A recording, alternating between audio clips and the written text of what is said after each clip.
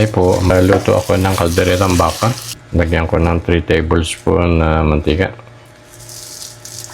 Bilingin ng mantika, biling, konti. Bawang, isang buo, tinadtad. Haluin. Okay na. Nag-change color na ang bawang. Lagyan ng 3 pirasong maliit na sibuyas. Kung malaki naman sibuyas, yung pwedeng isa. Kung medium, pwedeng 2. Hintayin lang mag-change color ang sibuyas. Nag-change color na.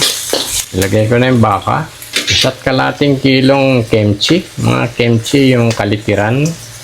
Yan, mga ganyang klase. Saka nagdagdag ako ng kalahating ribs ng baka. Lagay ko na ho. Bali ito abot ng 2 kilo.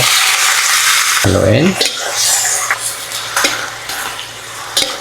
Palabasin ang juice ng baka.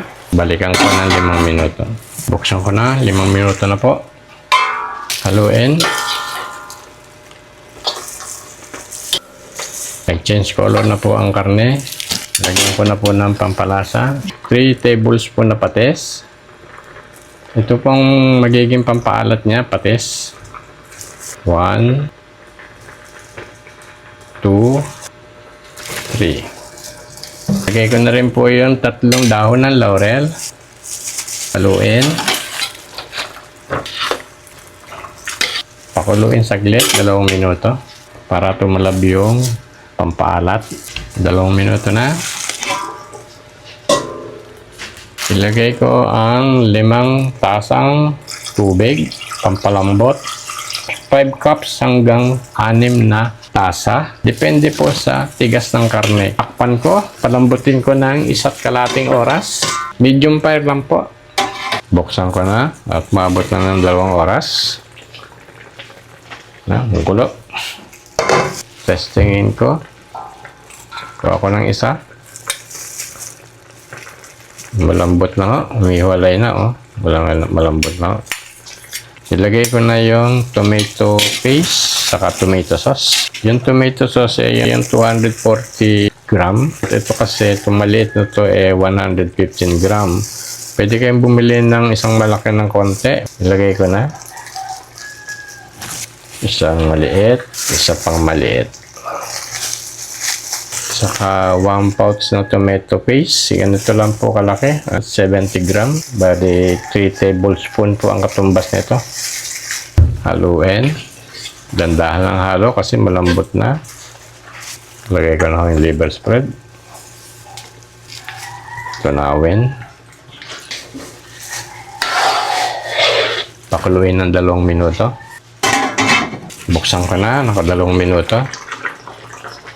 Lagyan ko ng konting betchin. Ganito lang po karami. Lagay lang sa palibot.